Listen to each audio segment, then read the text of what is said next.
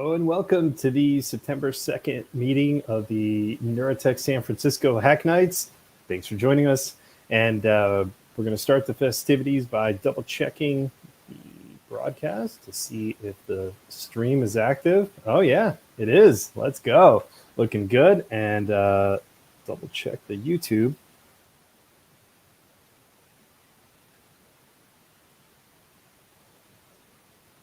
Oh yeah, that's showing live. We got audio. Yes, sir. All right. Everything is in order. Welcome. Hey, beautiful. Thanks, Ryan. Thanks for confirming. Okay, cool. So we had a wonderful hack night last week going over sleep research, sleep studies, how to examine sleep, and how it's scored when using the research study. I thought it was really cool to find out that it's broken up into 30-second chunks and that it is manually scored by a reviewer. I think that's a very understandable method how we got there, especially over time, because there would have been no other way prior to now. But it's interesting that this is still the way that we score it, and it seems like there's a bottleneck there because there's a finite amount of people that are trained in how to score this accurately or have simply looked at enough EEG to be able to draw useful conclusions. So this is the kind of thing that I think these neurotech projects, similar to the Tufts Seizure Challenge, and potentially if NeuroTechX or NeuroTechSF tried doing a sleep classification project, I think these are really valuable tools that could be part of the community and that would allow, you know, regular people to do some quantified self-reporting type of functionality. So it really seems like the kind of thing where being able to understand your own sleep, you know, above and beyond sort of just did you sleep well or how restful was it or whatever, but to sort of get an understanding of your own progressions, I think makes it easier to make decisions about how you sleep.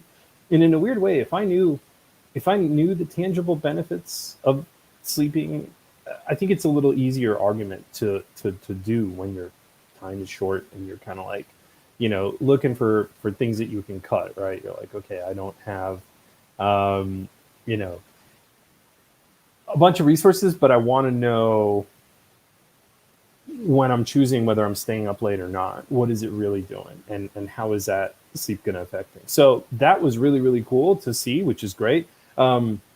The Muse S device continues to be a really interesting EEG research device. And I think Jay from last week, oh yeah, excellent. Ryan brings up a great point, which is like different individuals may have different ideal sleep patterns. So you might find that what works for you may not be the exact same works for others. I have heard people talking a lot about polyphasic sleep, and I personally don't do it, but it would be very interesting to compare the data from somebody who sleeps polyphasically, lots of short naps, shorter duration rests that are broken up and potentially regular, versus the more traditional, you know, go to sleep for 8 hours at the start of the night. And then, yeah, so it was fascinating to find out that there's a lucid dreaming Reddit, which is really cool. Incidentally, I guess I'll, yeah, may as well throw it in the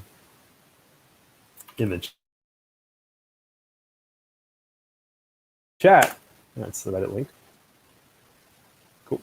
So yeah, like I just thought that was really neat to find out that there was a community of practitioners. When we were meeting at the Red Victorian, one of the folks that came by the name of Link was really, really interested in lucid dreaming and sort of helping people attain it. And I think that this seems to be, so far from what I encounter in these communities, practitioners that have attained lucid dreaming status seem to be quite passionate about it.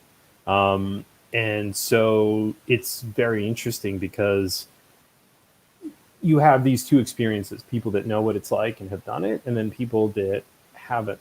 And it is interesting that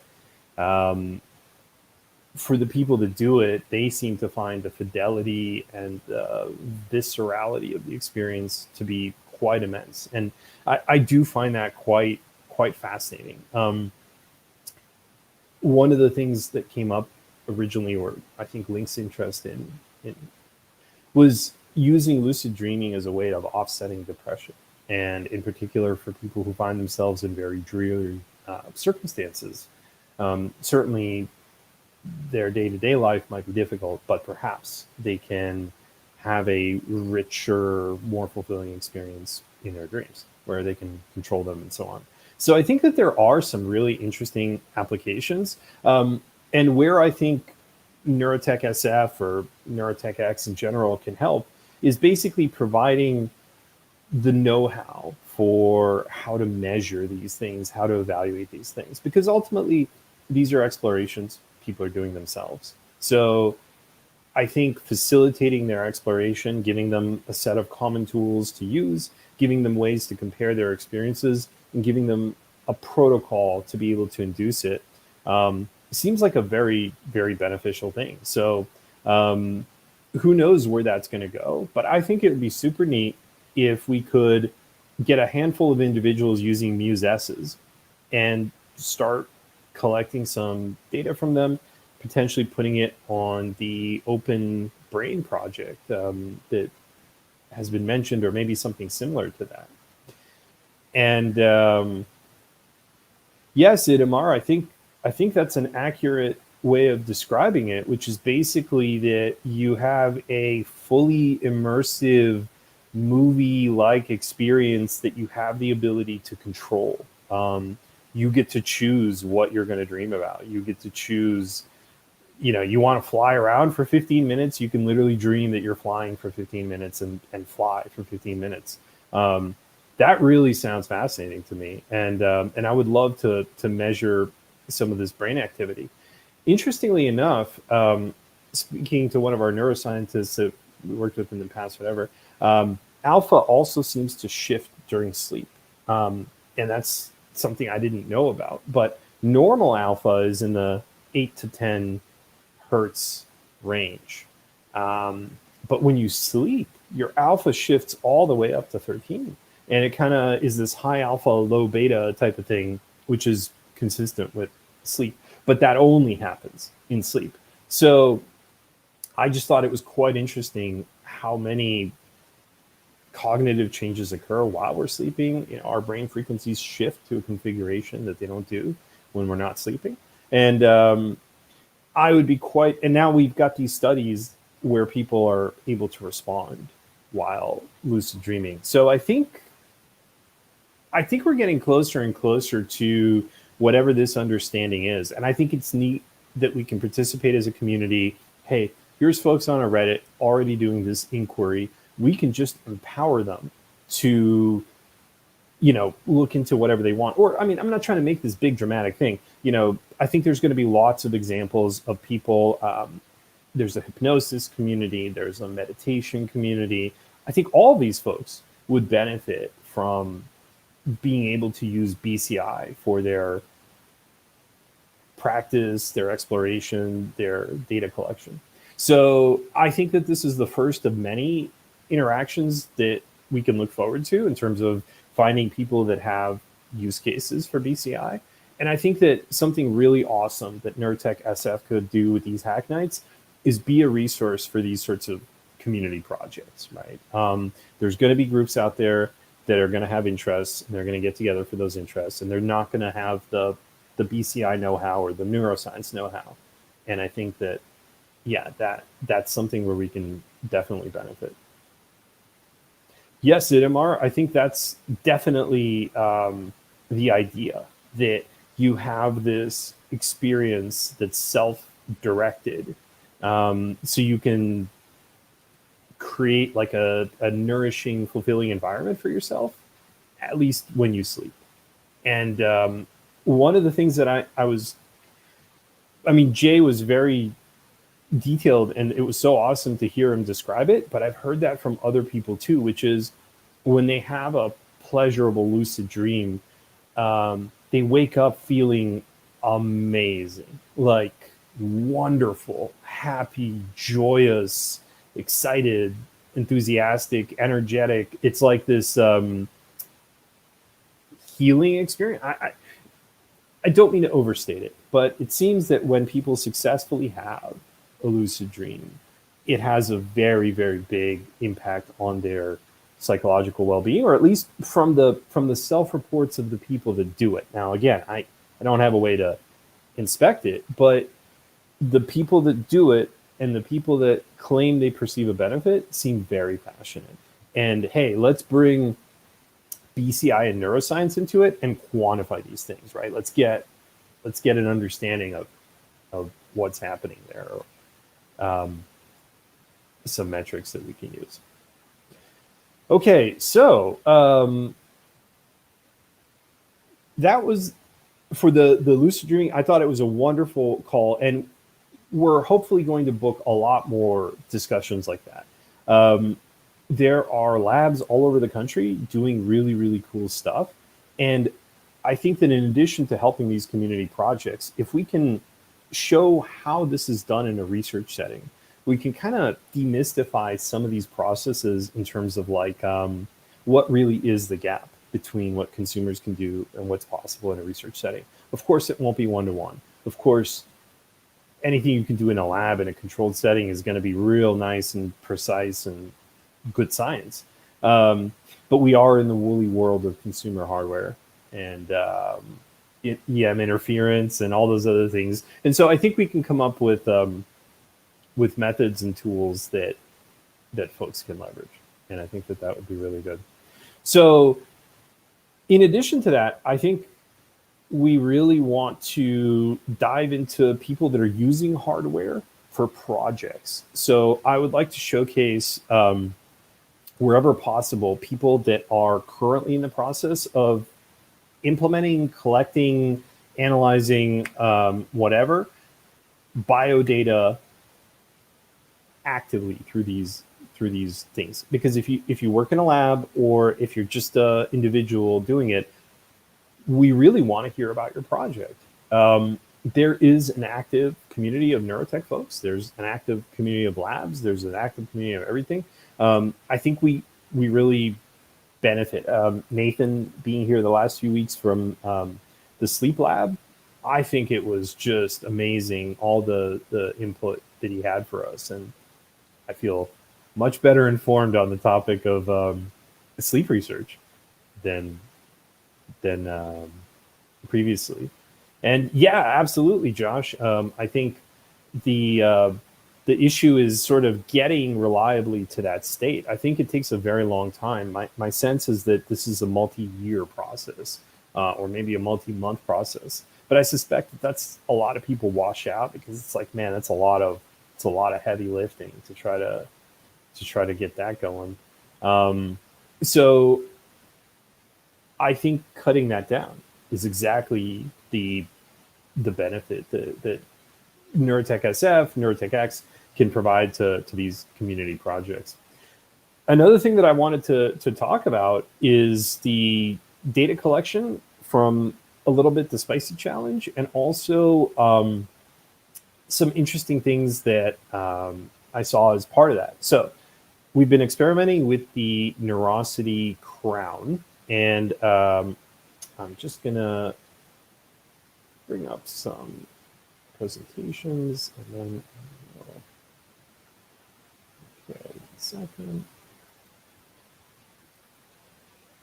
Great. So I'm gonna go ahead and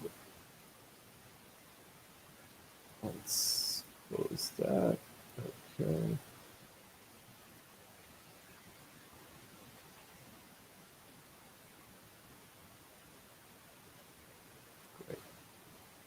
So I'm going to go ahead and share the screen. Beautiful. So one of the things that's interesting is, as I was doing replication experiments for the crown, because I wanted to compare the Muse data that we had collected previously to the crown data that we're collecting currently. And most of the data kind of has this. I'll show you. This is what the power spectrum looks like for the EEG. This is what the plots look like. So this all looks very normal for EEG. Channel 3 doesn't have a great fit. Okay, bad channels are very normal in EEG as well. But this is all relatively clean data. So most of the time when I put on the crown, this is what I get. But there was one day where it seems to have generated an interesting set of variations. So I don't know if you can see it very clearly, but there's a bunch of like spikes in these power plots. And if we go down on here, they're all over. So I would say all the channels seem to show this. And channel 8 also looks pretty dicey from like the processing standpoint. So now if we look at this, I mean, it's interesting how different the power spectrums are. And so this is on a clean recording, and this is on this one. So you can see like here, the data goes to 2, and nothing really is above the alpha peak. And over here, you've got, spikes all over the place, and this doesn't look anything like the other one if you zoom in. So interestingly enough, I thought that this was a good time to talk about active and reference electrodes. And so I think that what we're seeing here is, this is just speculation. So if I'm incorrect as to the case, my apologies to Neurosity. But basically, I would suspect that the bias and the reference electrodes are loose. So if they're not getting good contact, then it seems like you can get into a situation where the correction like doesn't really clean it up or makes it worse. So yeah, interesting. And then if you flip, these are the next 4 channels, and we've got the same problem. And now that channel 8, which is the red one with the squiggles, that really looks weird. These types of things are definitely not EEG activity. And in fact, it's interesting because you can see like how different they are from the two. And for the most part, the early part is fine. But once you get past, 20 hertz, that's where it goes bad. So yeah, I think that while the Muse has a lot of challenges in the sense of, the signal quality is whatever, the form factor is whatever. There are limitations with the Muse S, and all that other stuff. But it also has this simplicity to it, which is to say, it's got a driven right leg setup. It's got, simple passive electrodes. And there's definitely going to be times where the signal quality isn't what you need it to be, but it's also really, really straightforward. While with the Muse, really the only thing we ever have to worry about is the fit okay, and is the battery charged long enough to go through the whole thing. So let me just check the comments. Oh yeah, absolutely. Yeah, so I think 8 is interference, and it's really different. So I think that this is a cool example of kind of like what you're going to see if something is amiss. And maybe like a good thing to point out is that EEG is so specific, you're probably not going to be in doubt as to whether you have a good recording. If it looks like this, you have a good recording. And if it looks like this, the fit isn't quite right. So I do think that this kind of like goes right into this whole consumer hardware fit, et cetera, which is, what are we really aiming for and what's really going on with a lot of these? I suspect that with the data that gets uploaded to Muse, they have the same challenges we do, which is, hey, one of the 2 electrodes is going to be a good fit. Sometimes both of the good rear electrodes give you a fit. But I thought it was really neat. And it persisted. So I did a second baseline because I kind of looked at the data and I was like, okay. So then I tried to like readjust whatever. But then I did the experiment and it went right back to no bueno on some of these channels. So we got like channel 2 is looking dicey. And yeah, so it's interesting. If you get the fit wrong, you're going to get these spikes. But the spikes are not fully destructive. So they seem like you can get in a situation where they're localized to one channel. And, you know, for the other electrodes, this looks relatively good. I would say green and orange are trustworthy just because they're so tightly coupled, maybe even blue as well. And one thing I've noticed about the crown, and this is not in the documentation, but I'll sort of give you my best guess on what I think we're seeing. When the crown is working properly, the notching kind of works the way you expect. Right? So if we look here, the orange is kind of a questionable fit because it's above the other ones, and it shows like a spike before the dip. But the other ones, the green, the red, and the blue, do show like basically very little to no upward pull here. Right? They just sort of stay. But the electrodes that have been affected by the AC noise, they get kind of pulled up. So you'll see here the green and the red seem like they're super clean. And the blue and the yellow seem like there's just a little bit of noise because, you know, they have more variance and they don't quite agree with each other the way that the green and the red do. So yeah, it's I thought it was really fascinating. And by the way, the crown is a fantastic device. We use it for all our experiments, and this was the only recording where we got anything unusual. So is this the norm? No, absolutely not. But I wanted to show you what some sketchy data looks like so that if you're ever processing it, you just kind of understand, hey, this red isn't trustworthy, especially not past, let's say, 40 hertz. But really, I would say that the red isn't trustworthy, period, just because it's kind of elevated. But let's say the blue, I think you can trust the blue all the way to like 50 hertz, 45, 50 hertz, no problem. But then, yeah, you can see that this artifact of being elevated at the AC noise does present when the signal is looser. So I thought that was kind of a very interesting, as we were doing these replication studies, finding and just sort of like, here is what different EEG data looks like. And, this is what a clean recording looks like where we're trying to process versus like whatever. Okay, cool. So I think that's good for like the intro or sort of beginning piece of it. The spicy collection is working really well. And I think that we, if possible, should try to add to that data set.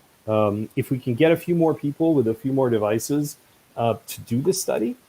I also don't know if different spice generates different responses, but maybe we can, put in a protocol to select which spice is being administered and like see if the responses are consistent. Does chili pepper do the same thing as, habaneros and jalapenos? It would be like, I know capsaicin is capsaicin, but it would be interesting if the different compounds and the different peppers might have different effects. So let's see. I think that's pretty much it for like the intro portion. Probably next week we'll get some presentation style things like we did for the sleep lab. But yeah, basically I'd like to see if we can talk some more about some of the data that we've collected and take a look at some of the other things that we're working on as part of these hack nights. So if you just bear with me 1 minute, I'm going to step away to get a glass of water. I'll be right back, and then we'll dive into the next piece. I'll be right with you.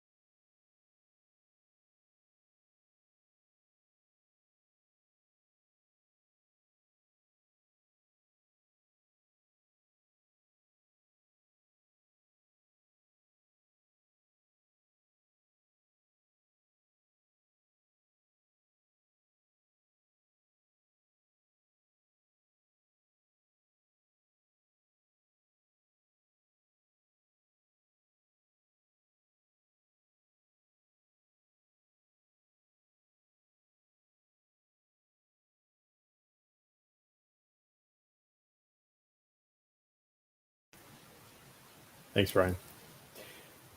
One of the things that's interesting about EEG and EM interference is that different devices are extremely sensitive to it in different ways, and can pick up strange artifacts. So the one experience that I personally had back in 2017, UC Berkeley undergraduate library, getting ready for a NeuroTech Berkeley event where we're doing some data collection with open BCI devices. And yeah, we were standing under a flickering fluorescent bulb, and we were getting this horrible, like 40 hertz spike. And it was just unbelievable how clear that spike was. It looked like an AC spike, but it wasn't. So yeah, it turns out that the light bulb right above us was flickering at 40 hertz, and the electrode was picking up the electrical oscillation at 40 hertz. And we had to move like 20 feet, 10 feet away so that it was no longer affecting it. And then it just stopped. So different devices like OpenBCI circuit boards, like different electrodes, whether they're active or passive. I think this, again, kind of speaks to an interesting set of trade-offs between the Muse, which we're going to consider our proxy for like a super low complexity and relatively low signal quality type of device, versus the Crown, which is like a higher complexity, higher signal quality device. And I think what that means is when the Crown has clean data, it's going to have way cleaner data. But the Muse is going to be an easier time to just sort of get a recording. It's straightforward. It really is far less affected by EM interference. Out of all the devices we tried, the Muse seems to be one of the most robust in terms of rejecting EM noise, and that's because its signal is fairly low. And so in a strange way, it's just not affected as much because it's really just, a low, sensitivity electrode that's on your skin, and it's not picking up all the ambient electrical stuff quite as much. So it's really interesting that, hey, we've got this, it's cool to think of these BCI devices as sort of a means to an end, and to understand, hey, there's times where the simpler device is absolutely going to be more effective for its purposes. And there's going to be times where, you know, the more complex device will absolutely give you the better signal, but you're going to have more artifacts until you get everything straightened out right. Right. So it picks up everything like a good camera or a good microphone. And so now all of a sudden you can hear all of this stuff that you couldn't hear before. And yeah, so the first thing you gain is a bunch of noise, not a bunch of signal. But I'm not saying that's the case. Just in some cases, as we've seen, like if the fit goes wrong, it can be pretty noisy. Um, One of the things, so maybe Ryan, if you'd like to talk to us a bit about like EM interference and sort of your experiences with it. And then the other thing I was going to ask is, Alex, thanks very much for joining us.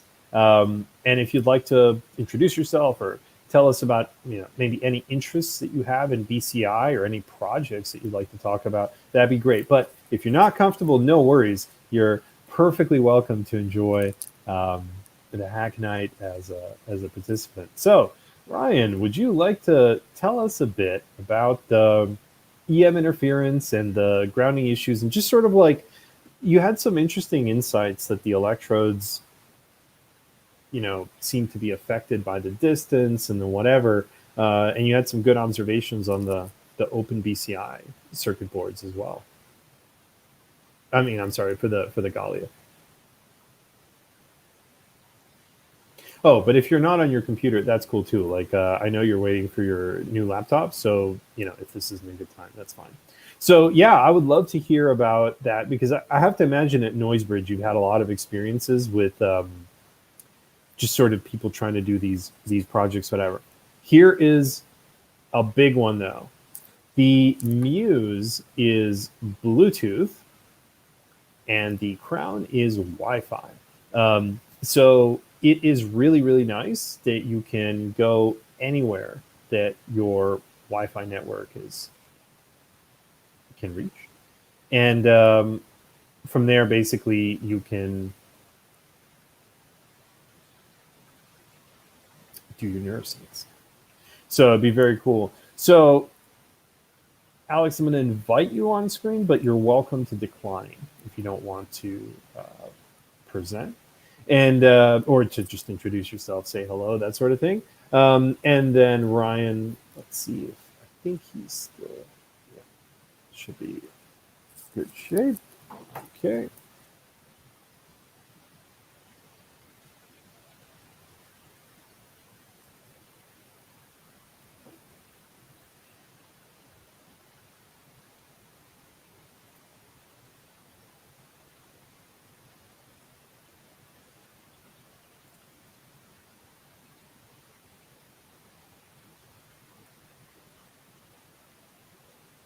All right, so maybe we can take a look at some data real quick as we get all this straightened out. So, I'm very excited to share with you that the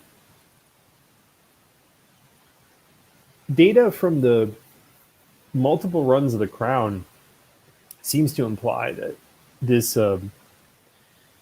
this spicy challenge is actually working quite well. And I think it's interesting to consider, like, hey, there's an interesting effect here that can be measured in EEG, and that we're finding across multiple devices and multiple subjects. So, Ryan, I'm thrilled that you're that we can get together sometime here in the fall. Maybe I even come down to San Francisco when Noisebridge is ready for in-person meetings again. But yeah, I'm not sure if our restaurant business of predicting people's spicy curry and chili levels is going to be a resounding success. But it does seem like with consumer hardware, you can measure the EEG response to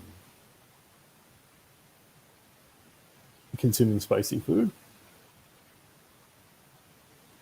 And neat project for people to be able to do if they purchase the Muse. Is kind of like, hey, let me use Muse LSL to record this data, stick it in a CSV, and after that, you analyze it with like a Jupyter notebook, for instance, the ones that John put together for the Spicy Challenge, or Valeri.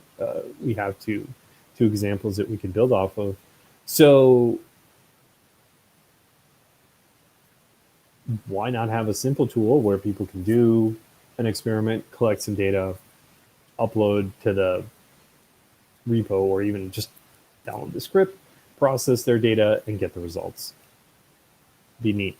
So I would be excited to see that happen, and hopefully over the next few months we can actually just start doing that. I think if we get some developers, or maybe we can even try a little code along time. I think some of our most popular hack nights have been where we've done coding during the session. It gives people something to walk away with. Hey, there's some code. I understand it. Now I know how to use this. So I think one of the things that I would very much like to feature is us actively coding the notebooks and tools that people will use for this analysis. And by the way, Ryan, let me just mention.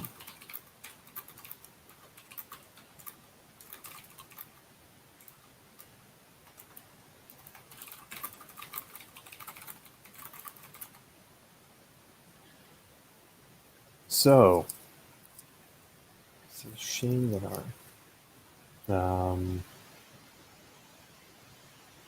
see. We can get Ryan to present. Okay, so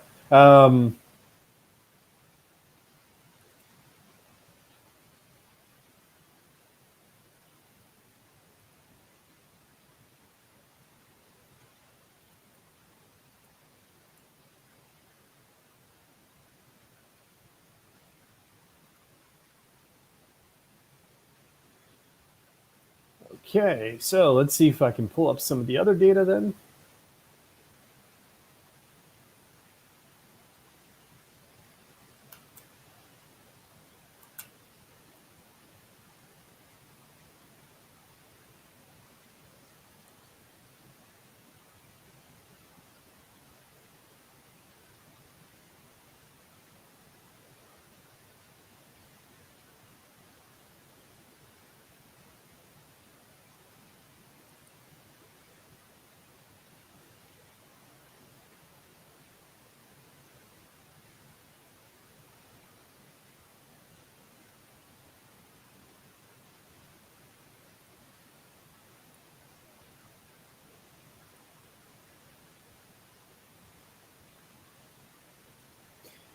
So, Itamar, thanks for joining us again. I'm just curious, have you had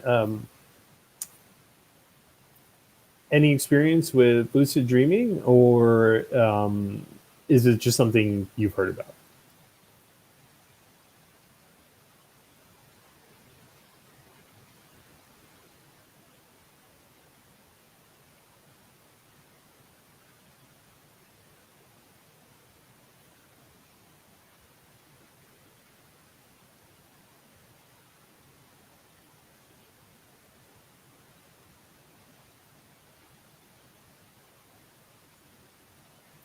Ah, okay. Yes, you did. Oh, wow. Okay, cool.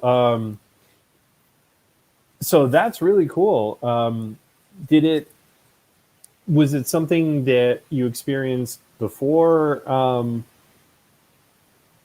you let's see, hold on a second.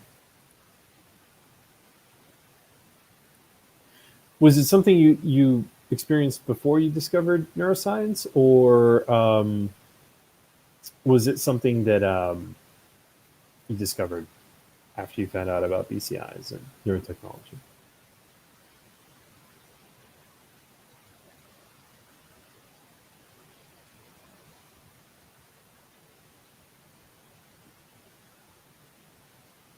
Cool. That's really cool. And that's great. I I really find it interesting how many people have had lucid dreaming experiences, and I guess in some strange way, like, oh, okay, sure, yeah, yeah, I'd be happy to, absolutely. So you should get a prompt that you can accept, and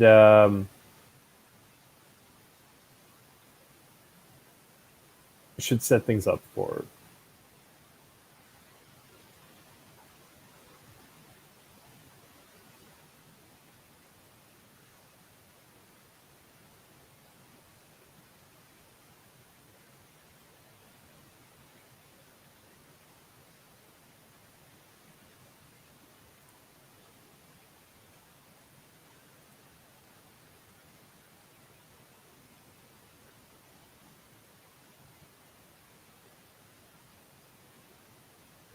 Hello. Mr. Ryan. Can you guys hear me? Let's see. We have video. I don't hear you yet. Okay, wait a sec.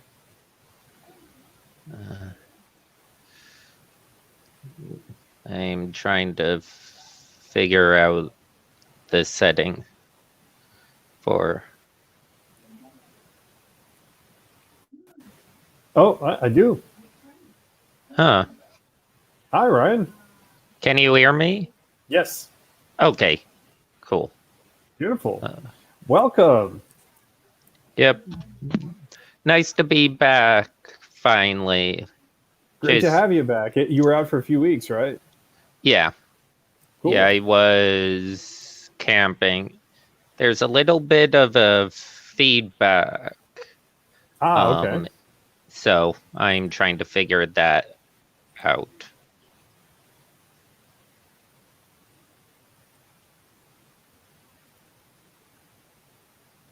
Great. And Itamar, did you get a prompt to? Oh yeah, you can. You should be able to speak even if you don't enable your camera. I think it should just give you a. Yeah. Okay. I can do okay talking with a feedback issue. I just want to make sure it doesn't show up on the video. No, it sounds fine. Cool. Yeah, I broke my computer, so I don't have a good one right now. But yeah, I definitely liked last week's talks about trying to figure out exactly how to identify when someone's lucid dreaming. It's I don't think it's going to be too hard once it's able to understand that specific person's sleeping activity. But that's the hard part, is getting it tuned to a specific person. Once that is done, an algorithm can pick out what time periods during sleep would be most likely. But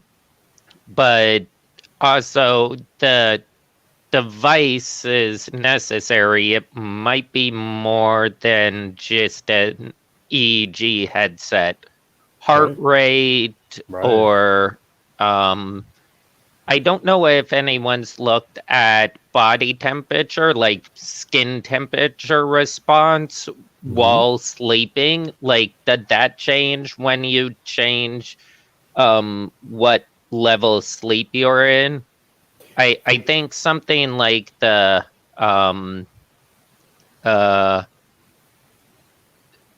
one of the devices you got recently has skin response. Yes, the Emotibit. Yeah, the Modibit. That's something I think would be interesting to look at while sleeping if you can synchronize it with EEG. Yeah, you can synchronize. You can stream it and synchronize it. It has Wi-Fi, and I think you could. It's got a separate lithium polymer battery. It's Yeah. pretty small, but if you had a bigger one, I think it could definitely last as Yeah. long as you wanted to. You could run it for 2-3 days on a large enough battery. Yeah. But I'm guessing you can't charge it and use it at the same time. Yeah, Yeah. no, it's That it's the classic. Yeah, that's the classic issue. And that is a big part of the interference problem Right. is that when you're charging something, you're inducing 60 hertz into some of the circuit. Right. But if it has the DC or AC to DC on the board, Hmm. if not, which a lot of things don't have anymore, almost everything's DC. You have the wall plug that Right. converts it to DC. Right. But that DC is still creating a electromagnetic field that can affect stuff in the same way that a AC field in a house, or any electromagnetic field, whether that's your Wi-Fi router Hmm. or TV remote. Like, I, it's weird some of the things at Noisebridge we've found out have interfered with stuff. Yeah. It's like one of the most common things that people have found out is don't run a microwave anywhere near anything you Yeah. want to get good electronic feedback from. Hmm. Hmm. It's that thing will just bombard everything with enough electromagnetic interference to make everything unreadable. Right. In a very large range of frequencies. Hmm. Yeah. Yes, microwaves are a disaster. If you turn one on, it kills your AC or your Wi-Fi. It kills your 802.11 AC, and it's just, oh man, it's brutal. Um, it would Yeah. be interesting, and I think I know it does a ton of 2.4. I can't, but I think it goes all the way up to 5 too. It's bad Yeah. because it's like anything. I mean, So what are the aspects of circuit board design? So there's three components. There's the electrode itself. There's the mechanism, usually cabling, to connect it back to the circuit board. And then there's the circuit board itself. Okay, so is there anything you can do on the electrode itself to try to shield it? Or is it typically that you just kind of accept that the electrode is going to pick up whatever it's going to pick up? I mean, kind of depends on the shape of the electrode as Mm-hmm. well as if it's active or not. Active makes it much easier because you can immediately segment out Right. any other interference. Mm-hmm. Because electrodes are usually metal and have a decent surface area, which means they can pick up certain frequencies, Mm-hmm. as can the cable itself. Like I was mentioning, one of my headphone mic cables, one of these, Mm-hmm. picks up a radio station when there's I don't mean to no laugh, but audio. it's very funny to me that that's the Yeah, case. it's very low because it's only when this is plugged in, and which I think meant that there's a grounding issue Mm-hmm. because either grounding or a unshielded cable can cause um, interference in a lot of different ways. Right. Um, like the worst is when it's in wall stuff. If Oh if yeah. your data cables in walls are too close to your AC Right. outlet Right. Mm-hmm. cables, Yep. it will leach like energy and leak it. It's bad. It will Right. kill any of your electronics. Right. I know people who've like blown up some pretty expensive AV equipment Oh yeah. because they're sending data right near a power cable, and it does induction and at some point, if it's done wrong, it also does conduction, which means you can heat the cable up, which isn't good. Right. Like, that's why you never want to use a coiled um extension cable to power anything, because that coil is creating a induction coil, Right. and it will heat up a lot.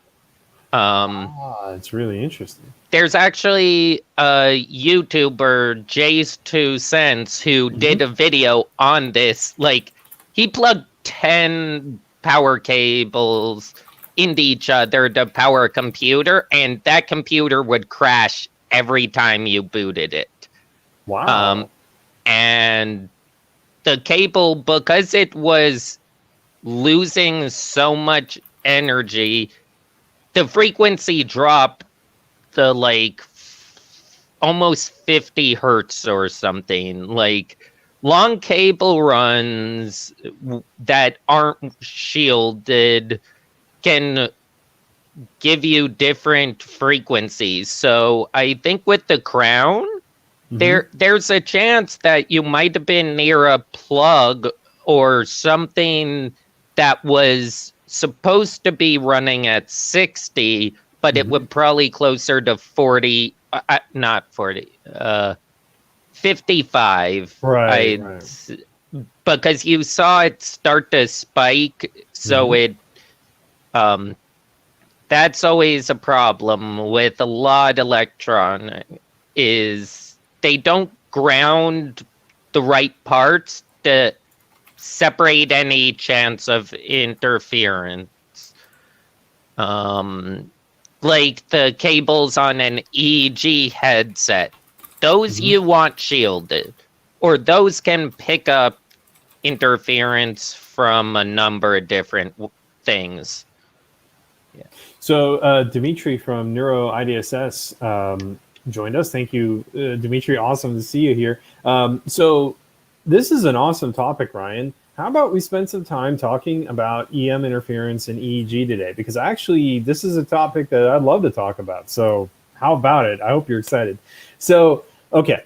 How about we start making a list, or maybe we can start with a list of what do we think are the most common things that are going to cause interference? So I'm putting microwave, number one, definitely on the list. There's no question.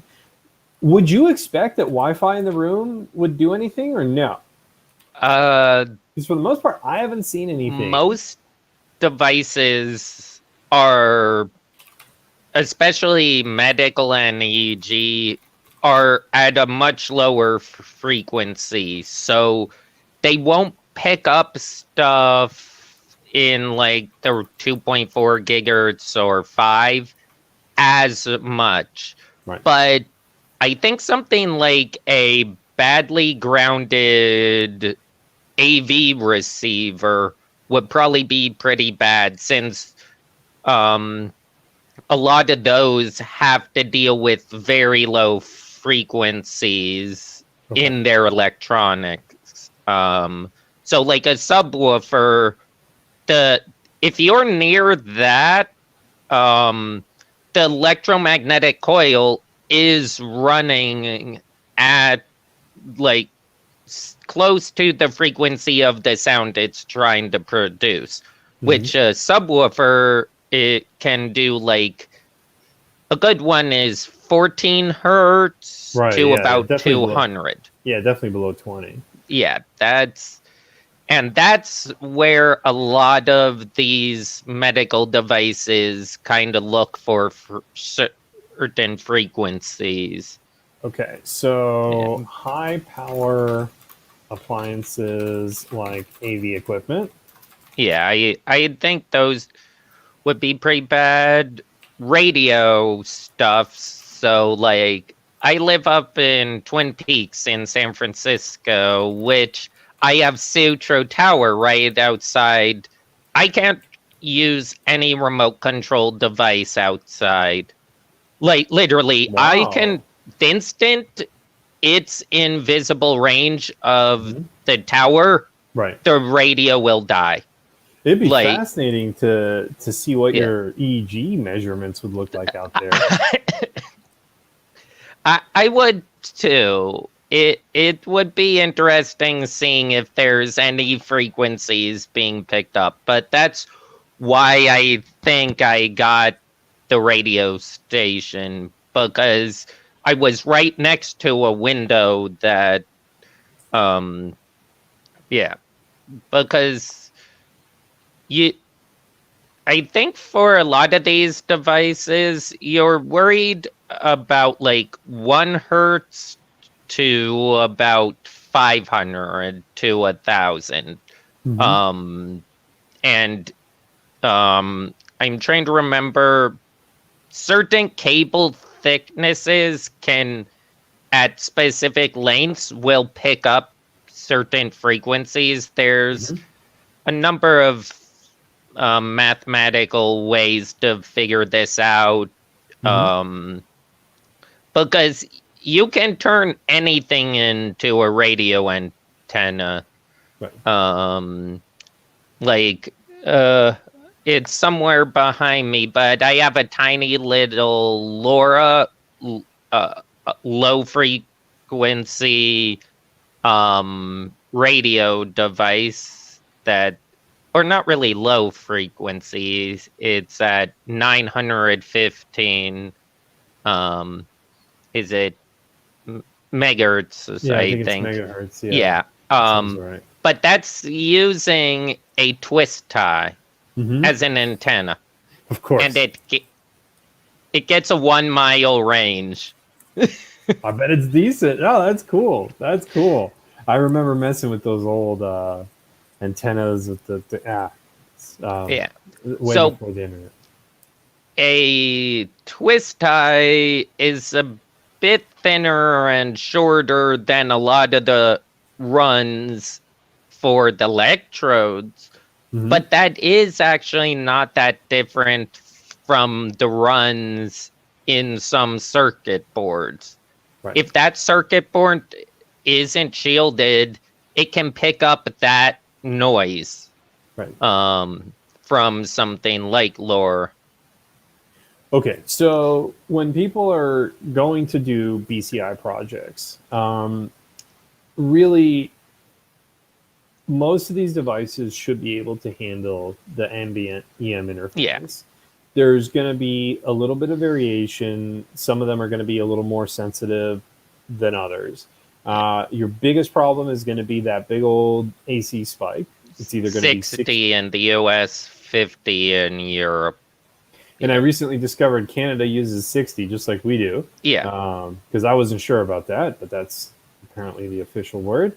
And Yeah. So, yeah, that seems to be the biggest artifact. And that beyond that, you're only going to really see it if you have a very specific kind of device, like an amplifier, a subwoofer running very low frequencies, or potentially a broken device where some electrical Yeah. failure has A occurred. grounding And issue. exactly. The circuit board is degraded over time, or now you've got a ground loop or something like that, and yeah, different story. Yeah. I mean, there's much better ways to design electronics now, and they're so much cheaper that generally a lot of people design it to be able to withstand this stuff. Like, you Right. ground and pretty much Faraday cage different components of the electronic circuit board from each other. Hmm. So, like, the charging of the device won't cause noise in the measurement. The Right. problem is this can often increase the area of the device somewhat significantly, because you have to have a like ground loop um circuit that goes around the entire section Right. of the circuit board. Like, I know for VR devices, I've looked up for the circuit design for some of their sensors that are extremely sensitive, and you have to use grounded, flexible PCBs for the entire thing. Right. And it's like that adds a lot of cost. And it's not very different from what you'd want to do for a EG device where you want to have flexible components so that it can fit to a head. Like, flexible PCBs are great. They've come a long way in the past decade and are actually very cheap now. So that will help lower the cost of a lot of the consumer EG stuff. That's cool. Yeah, so I think ultimately with these devices, you're best off doing a bunch of test recordings, because before you start really large scale collection, and by the way, we keep seeing this over and over again, is like, don't just go out and collect a ton of data before you've ever had a chance to look at it. Or if you do, there might be some surprises, because as you inspect the data repeatedly, you'll really get familiar with, different settings, different recordings, different quality that you're going to get, and so on. And if you do it all in one batch, you might find that there were some things that you were unfamiliar with or whatever, like the EM noise and so on. So it does seem like different devices will have different things that interfere. But for the most part, you're going to want to just be away from kitchen style devices, because they tend to draw more power and, or AC lights or stuff, or some LED strips actually cause some weird interference, I've found. Yes, LEDs and compact fluorescent light bulbs that are poorly, what do they call them? Shielded, or there's I know what you're talking about. They balanced or something. Yeah, usually you want a resistor and like a capacitor in it to smooth out, so that it isn't going at 60 hertz. I have a LED in my room that just runs at 60 hertz, and it's really annoying because I can see that. Right. But yeah. Also, the ones that, this is why you usually want to buy name brand like LED lights. Like, that light is an LED. Oh, okay. Because they usually have the stuff to keep them from flickering or overheating. Because LEDs can heat up quite a bit. I know people who work with 100, 200 watt LEDs, and they literally slap a computer heatsink to the back of it. Yeah.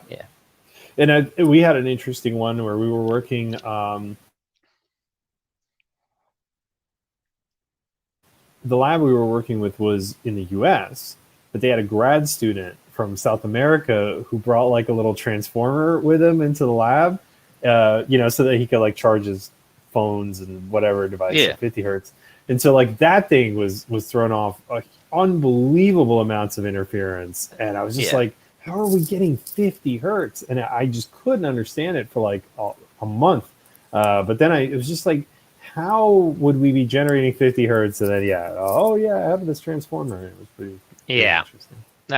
I did a lot of VR and AR circuit board stuff with a friend on a boat in the SF Bay. That it's a European boat, and it's running like 40 or 50 different types of electronic stuff. at different power levels. Like it has 600-volt 3-phase. It has, I mean, its main thing is 50 hertz. I mean,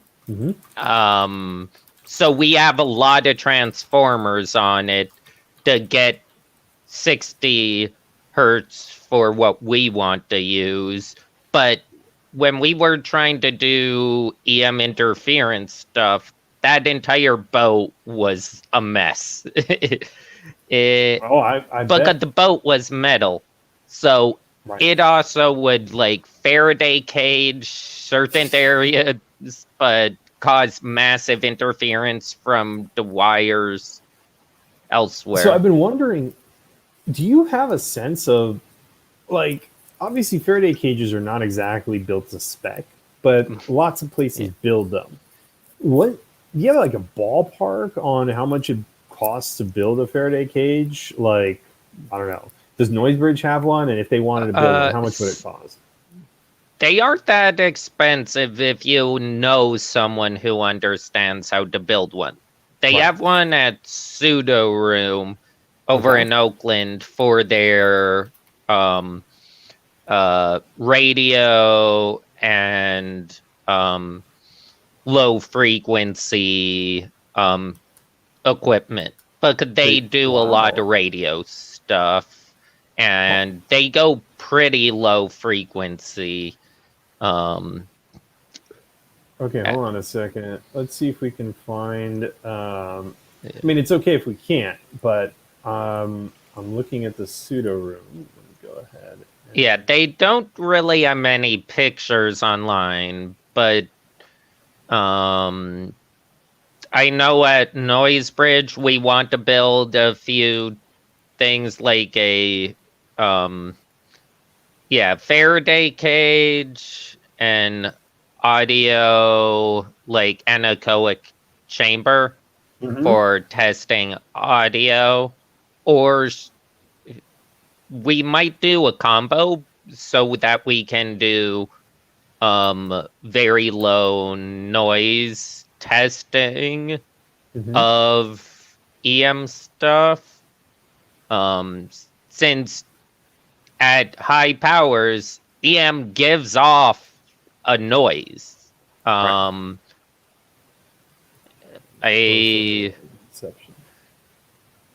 mean, also, it depends on your antennas. Like, if you're using a Wi-Fi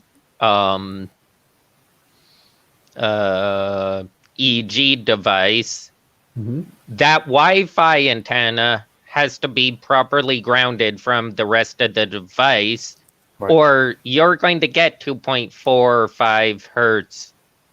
I mean, 5 gigahertz in your circuit board.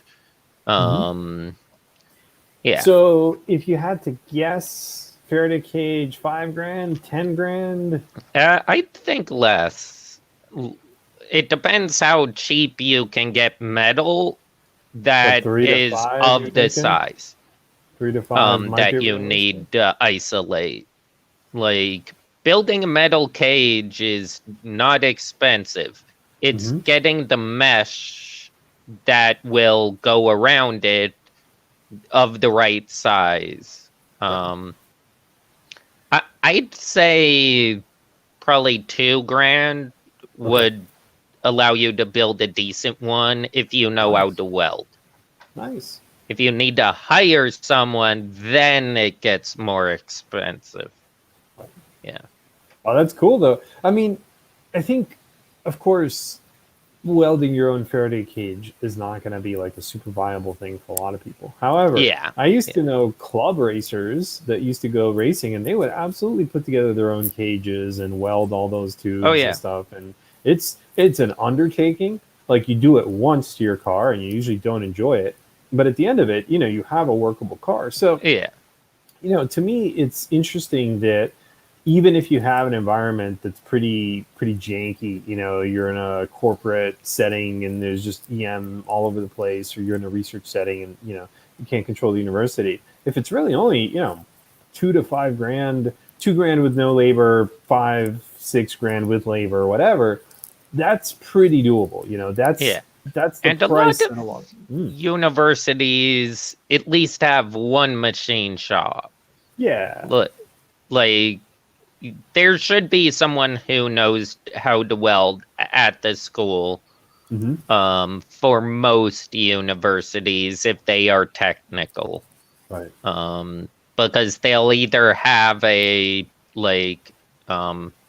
formula team, Hmm. um, or they'll have a trades department like City College's San Francisco or Foothill College. I think Foothill might actually have a cage somewhere.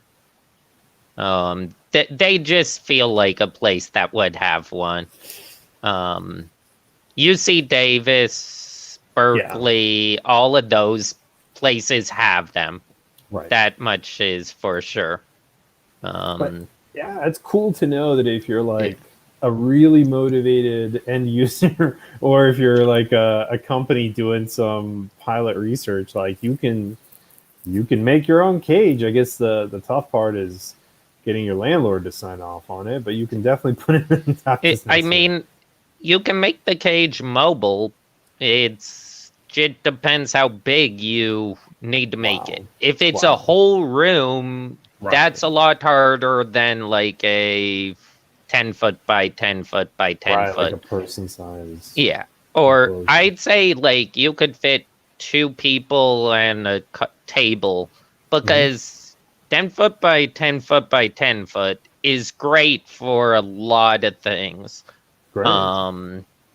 And that the main frame would just be 12 10-foot pieces of metal that need to be welded together actually they don't even need to be welded. You could use 10-foot pipe and just solder it together, or use corner linkages.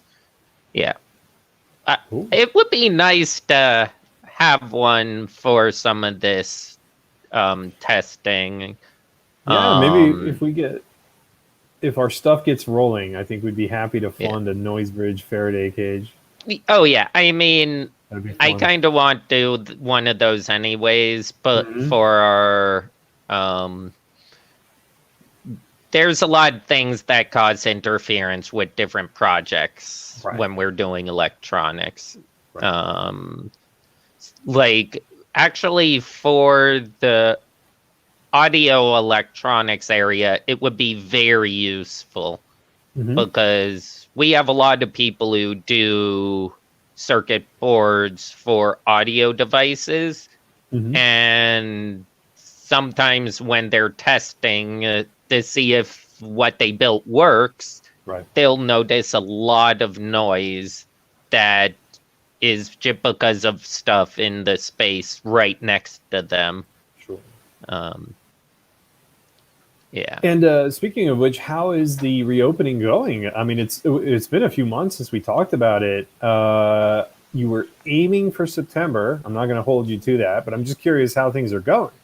We're doing pretty good. I think maybe in October we could have a couple of this neurotech people in person, and then we can still be live streaming and doing stuff online. I think we should keep doing the online stuff. Because, and I'd also like to meet in person. I think both of those things would be great. But I agree with you. I think the online has been great. There's a lot of people that just aren't able to travel with the pandemic, especially internationally. We used to have so many people dropping by from all these amazing places in Noisebridge, Latin America, Japan. They would just, hey, I'm in the area, I'm in town, saying hello. I really, really loved visiting Noisebridge. I'm looking forward to getting back to that. Yeah, because also we can have multiple people try some of the experiments that people want to do. Yes. the Yes. spicy Oh, challenge. yes. Yeah, It's really looking good. I'm so excited. It would be awesome yeah, because then you have people there. It's like, here, look, we'll alcohol down the pads. You know, you're good to go. Put on your, I'm sorry, the electrodes. Put it on, bam, and you're recording data very, very quickly. yeah, And luckily, the spicy is like very short acting. It's not like, here, get drunk and then let's figure out how to get you home. You know, yeah, you're done yeah, in 2 minutes. yeah. And we have an audio room that I think will also work out well for the neurotech stuff for now because Mm-hmm. it doesn't have a lot of the interference noise that a couple of the other rooms have right now Okay. already.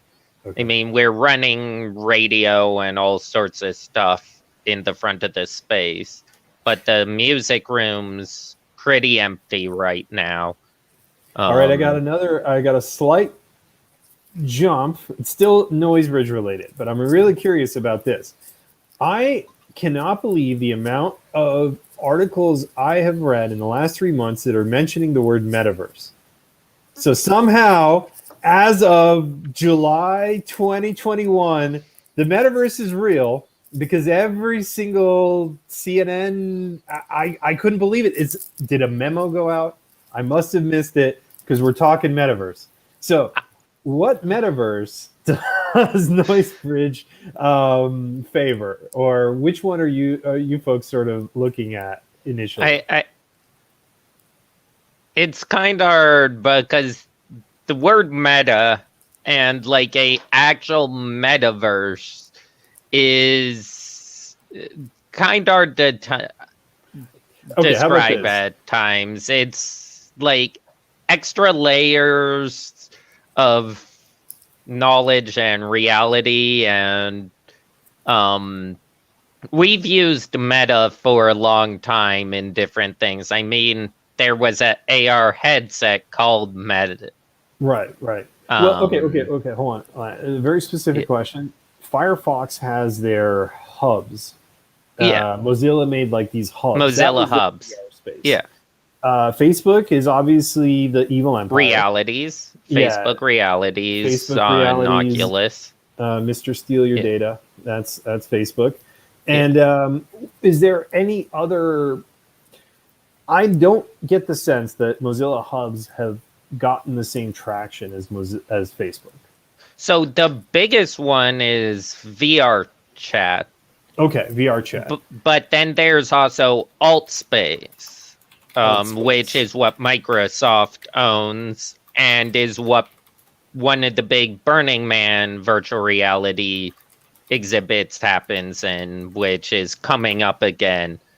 Um, the important thing about all of these is you don't need a VR headset to use them.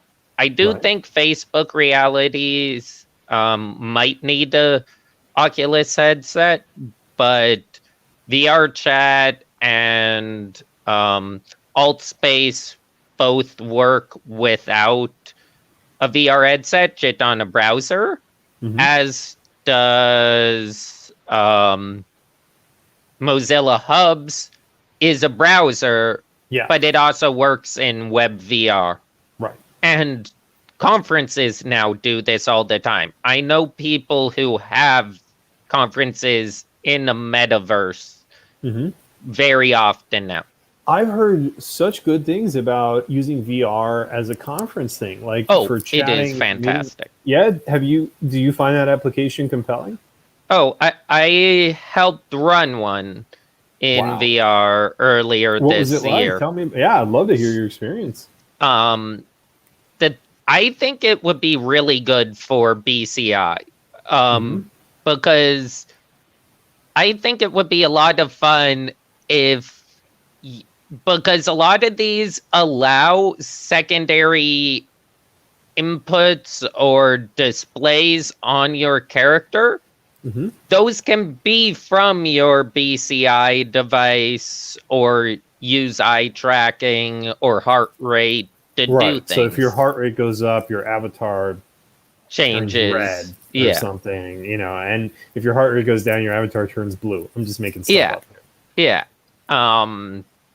It's one of the biggest ways to get BCI mainstream is through the VR avenue.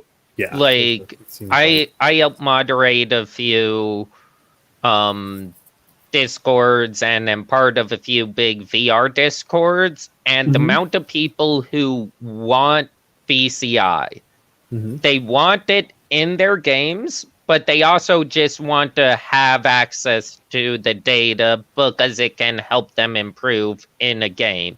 Hmm. Um, So I have something, one more. oh, yeah, No, please, please. something like eye tracking could allow most gamers to improve their abilities, whether it's in VR or desktop gaming, quite tremendously. And BCI can also have some influence on like allowing people to know if they play better calm, or Right. like if there's a state of mind that they are better playing at. Uh, That's an interesting point. I play a fair amount of NBA 2K with people for mhm. fun. I enjoy basketball, and it's a fun way to get irritated. But yeah, there's very different mindsets, and different players believe that some folks think that they have to be very aggressive. Some people think that they have to play very like controlled. So it'd be interesting to measure those differences, right? And say, oh, Yeah, okay, when you're playing very aggressively, here's what your brain data looks like. yeah. And I hasn't Curia, your Hmm. company, done some like eye tracking and EG with some gamers? Yeah, Yeah. absolutely. And it really it's there's a lot of really neat observations, like things that I didn't know before we started. Eye movements change speed based on what you have going on. So I kind of always assumed that eye movements were eye movements, but they're not. Your eyes can move very quickly if they need to. They can move relatively slowly if they don't need to. Um, and we were able to look at some really interesting correlations between the eye tracking and the EEG. So um, when we did the fatigue study, we found people get tired at kind of like a certain point after the 2 hour mark. Some people, we would see that on the eye tracker, but we would see nothing on the EEG. Other people, we would see that on the EEG, but not the eye tracker. So it's kind of interesting. So yeah, there's a lot. There's a lot there that kind of like informs the thing. And I think the fact that you have a device on your head in VR makes it a wonderful research platform, because with everything else, you're not wearing a device.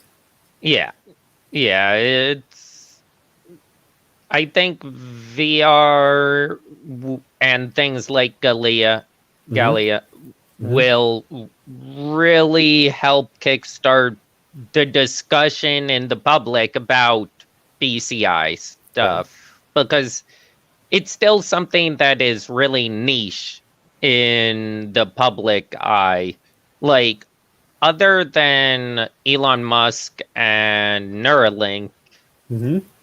I you can't ask people what their favorite brain computer interface device is. Right. They'll just be like, "What's BCI?" They So there was something really interesting that came up when I was reading those metaverse articles. Of course, these are mainstream publications, so of course they're going to focus on the salacious stuff. And what they focused on was the abuse aspect of it. And I wanted to talk to you about that. Now, this is a sensitive topic, so let's just kind of like talk about it on a very surface level, right? Let's not describe, any kind of detail. But I'll give one example that I thought was like a fairly benign one, which is people will join a chat room and discover that they're seated in a chair with 20 people around them shouting at them. And that sounds like a pretty unpleasant experience. Like I'm just sort of imagining, like you wander in a room, you've got your head on, your headset on. You're not really sure what to expect. You could find yourself in sort of a pretty gnarly situation. Um, is Are they talking about VR chat there, or what platform are people having these experiences in? That would be almost all of them currently. Okay.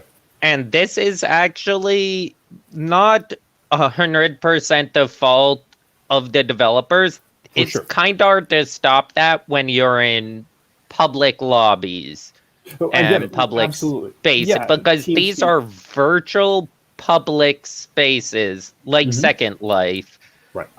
So things can go crazy very fast.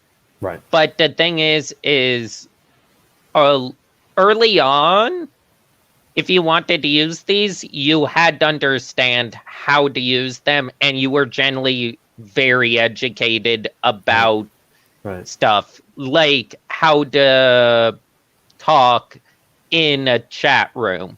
Right. We're getting to the point where a lot of people are entering these spaces who haven't learned how to deal with those I situations know. or aren't used to like avatars either. Like that's a really interesting thing I've talked with people is their cognition of virtual avatars and chip perception of the uncanny valley. People are over the past about 5 years, Hmm. people are much more accepting of less human-like creatures and characters Hmm. being something you can empathize with and feel comfortable interacting with. That wasn't true at all about 15 years ago. So let me just ask with the simplest, most Yeah. basic question, right? If I join a chat room on my computer and I don't like what I see, it's a straightforward thing. I close the tab, right? It's very, very quick. I might read some stuff I don't like, but I can still bail out of it pretty quick. If I'm in VR, I'm fairly immersed. So if my chat room takes me into like I think we did a test with walking the plank simulator at the Red Oh, Vic. So let's just say the first thing that happens when I join a plank chat room is I find myself on the plank when I wasn't expecting it, and like the host just says, "Hey, you suck," and then pushes me off the thing or whatever, right? But even if I try to take the device off, there's probably not enough time. There's a different level of risk and embodiment in VR, right? I mean, I'm not yeah. in no way Oh, am I yeah. trying to be There honest, but definitely is. it seems like you could have some pretty bad times if people are really doing Seizures. it. Yeah, That's yeah. that's something that's actually been a problem, and Wow. um, a lot. So also device harm. Right. Um, Right. there are in VR chat in unlike regulated rooms. Mhm. Um, users can bring in things called crash guns. These are Oh, wow. weapons that Mhm. trigger a lot of visual effects enough that it will crash most computers. Like it will Wow. literally Right, fully right, right. lock up your Device computer denial of if service, right? you're Mhm. looking at this person when they use this Right. weapon.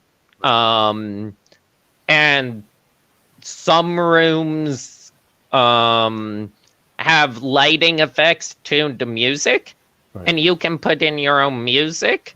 Right. And there are ways of accidentally putting in music that will trigger the lights to flash in the exact ways that would cause a seizure.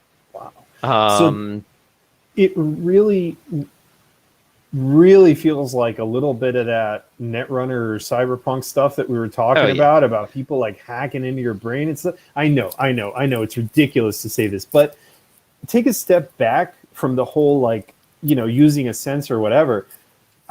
I think it's interesting that the models that we have for a lot of this stuff, the whole open access public, no big deal, whatever, doesn't really work with VR. With VR, it sounds like people have the best experiences with Facebook because it's people they know. So probably Aunt yeah. Millie isn't trying to set you up on a It's terrible. it's usually with people you know. The problem with like VR chat and alt space Mhm. is after you leave your home, Mhm. you can choose to go into public lobbies Right. or create your own instance of that room and Right. decide who you let in.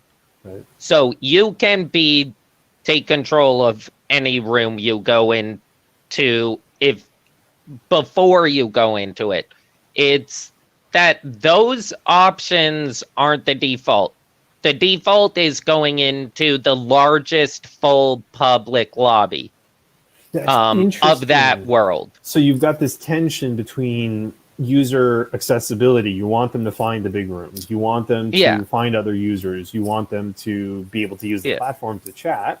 But then the easier you make it for them to connect with strangers that have nothing to do with them, the more not peril. Yeah.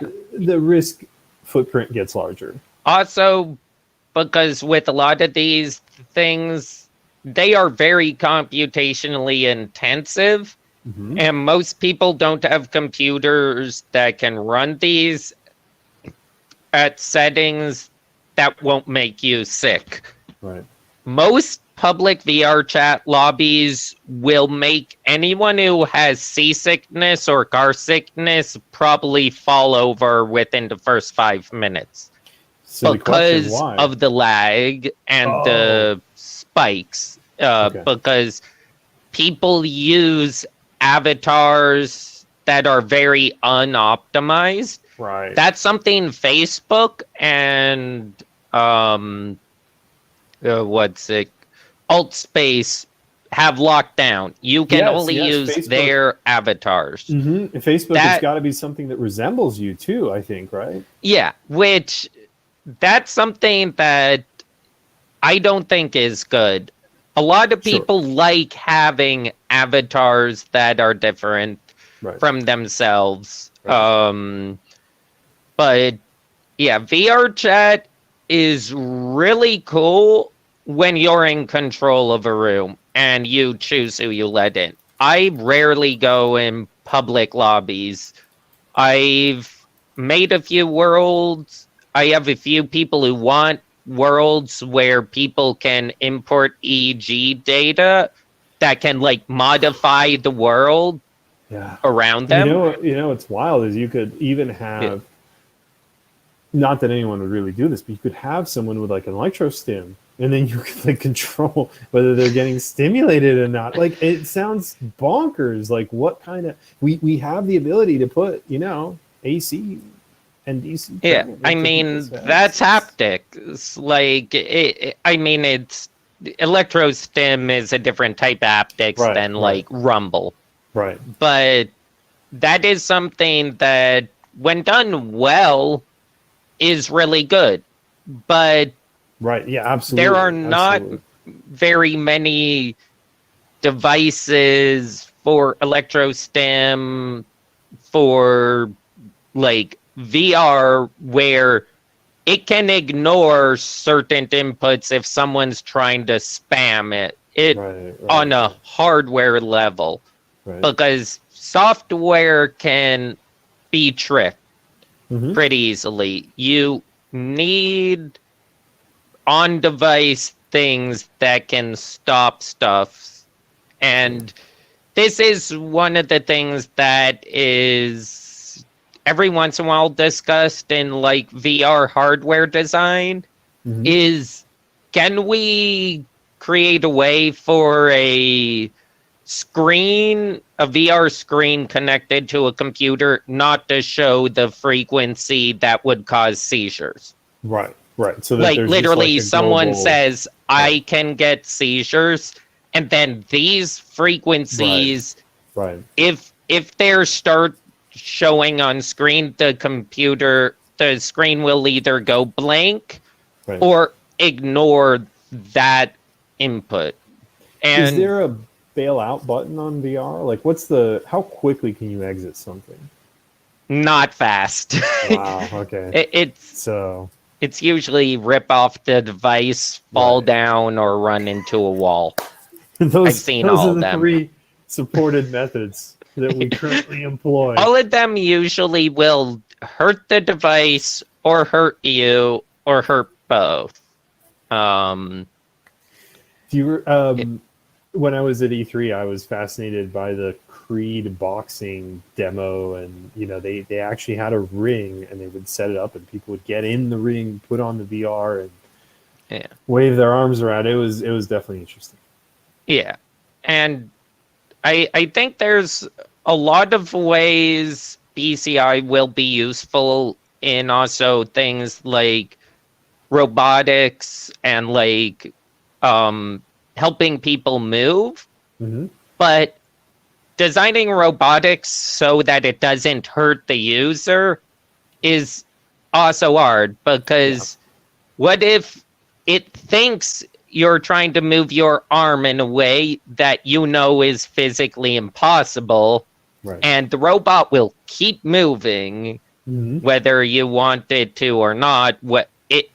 Most robots wouldn't care if like an exoskeleton wouldn't care if it breaks your bones, Right. if it isn't hard coded so that it can't do physically impossible movements. Right. Because our brains and the data analysis from brain movement or even haptic based stuff is not perfect. Right. It has enough variability that, like, if you want to move your arm, it could assume you want to move it 5 more degrees than is Right. humanly Exactly. possible, Yeah. and that will break your bone. Right. These Yeah. augmentations get Um, very yeah. sketchy. But it's also something that's very useful, is like this can allow people who can't walk to walk. Hmm. Like, I've seen people using exoskeleton walkers that use different forms of neurostim Hmm. elsewhere in their body to Hmm. allow them to walk. So, like, Exactly. There's yeah. super benign And applications. they all want to use BCI to do Hmm. that. They want the EG or FNIRS Hmm. so that they can put a headset on and that person can walk. Right. Um, but there's So dangers. Yeah. it's really interesting. I just had never really put together the fact that with the increased immersion in VR, you also have a little bit more risk in a strange way. Like, obviously, it's still a virtual experience, but you can have a very visceral memory of a very unpleasant thing, which probably isn't as likely on a screen or on a Yeah. PC. It And I, also can change your brain. yeah, Most right. people who use VR a lot will actually have their brains start switching how it thinks about reality Sure. before you're even VR. Like, literally, when you think about doing VR, your brain might already start changing. And if you are if you've had bad experiences in VR, Hmm. you'll actually feel sick before you get in VR. I've Yeah. actually helped retrain people who went into VR too quickly, Hmm. and after their first like 4 or 5 sessions, Hmm. they would get sick every time they went in VR, Right. and that's because they went in way too fast. Right. You have to work up to it, and your brain has to get used to this new level of perception, because it really is overriding your brain's thought about what is reality. Types It's of movements in very tricky. VR Hmm. are so different than how you move your physical body Hmm. that your brain needs to learn to get used to that. Right. Things like being able to move your physical arm through a wall Hmm. and having the virtual arm not move through the wall.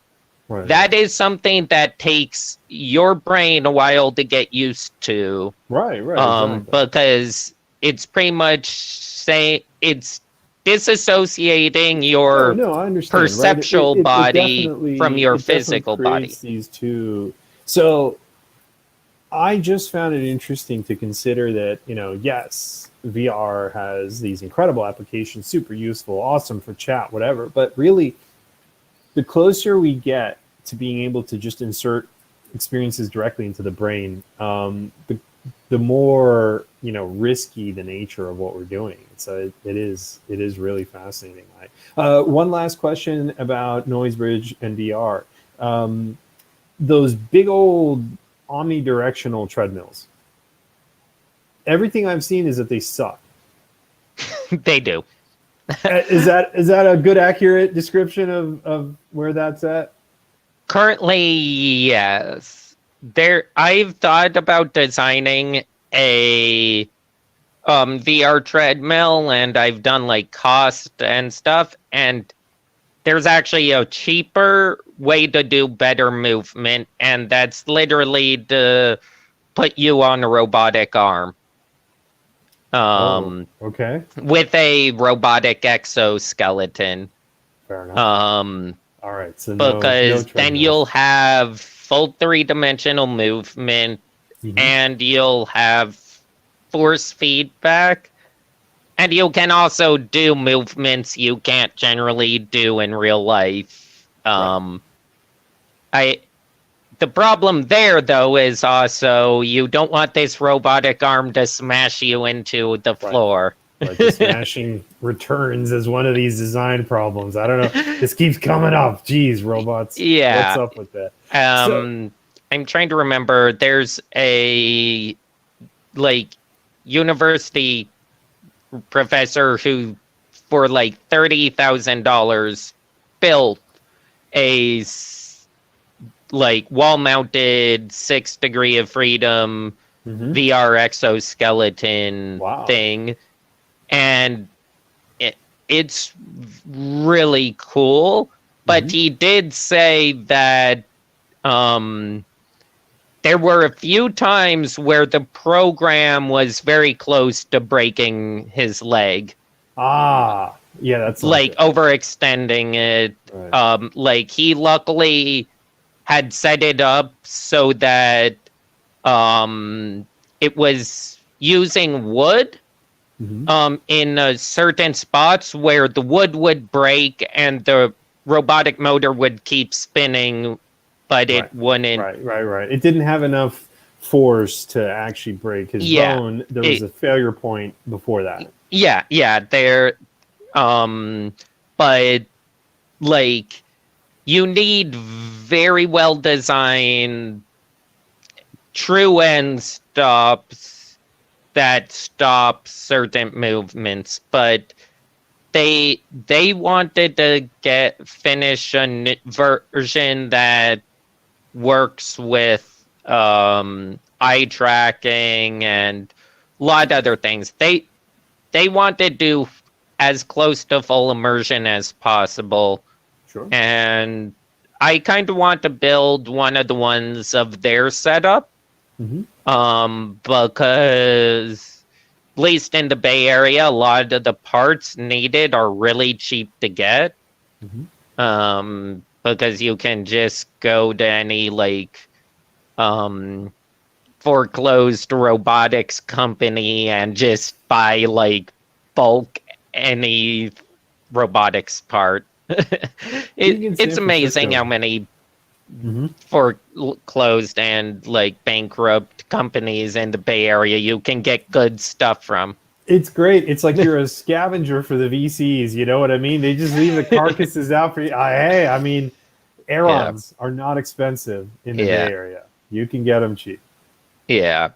BCI equipment's still a bit expensive. Yeah, it's exotic. But if you're in the circuit, electronics, or manufacturing, you can get a lot of stuff for free.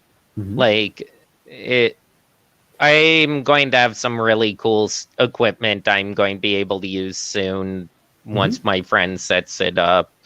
So for people looking to dip their toe into VR in a safe way, a Quest 2 with Facebook. I know Facebook. I know. But it seems like a fairly benign start point, or it doesn't excite you.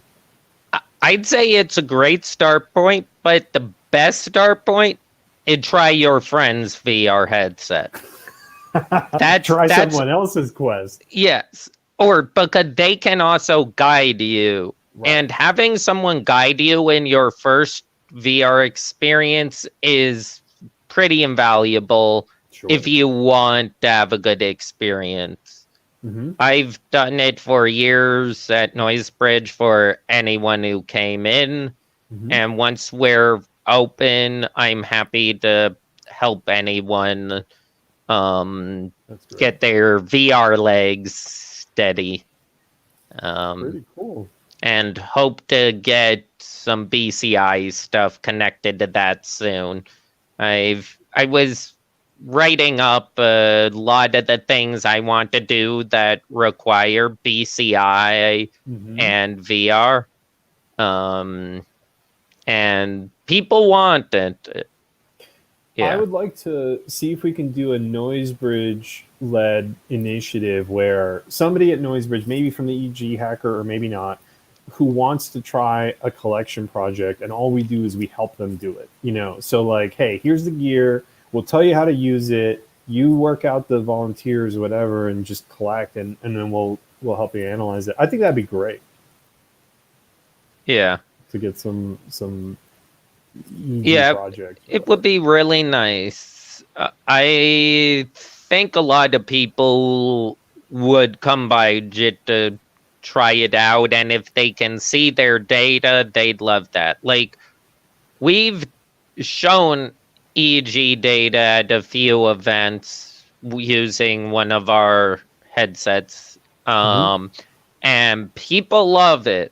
People, that's just like VR. The best way to get people into BCI is to let them try it. Yeah, let's show them their brain data. Yeah. Yes. I've noticed there's no one who's not interested in looking at their brain data.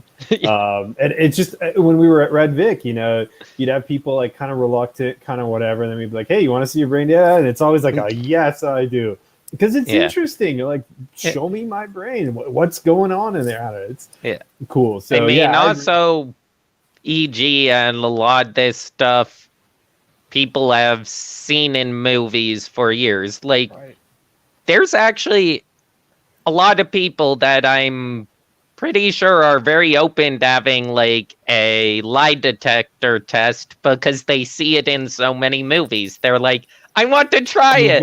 We gotta do that with the GSR. We gotta do that with the GSR. I want to know who the ice cold fabricators are at Noisebridge, and who are the easy ones to read like me. Man, I just start sweating. I get nervous. I'm no good at it, but I would love to have some metrics to prove how bad I.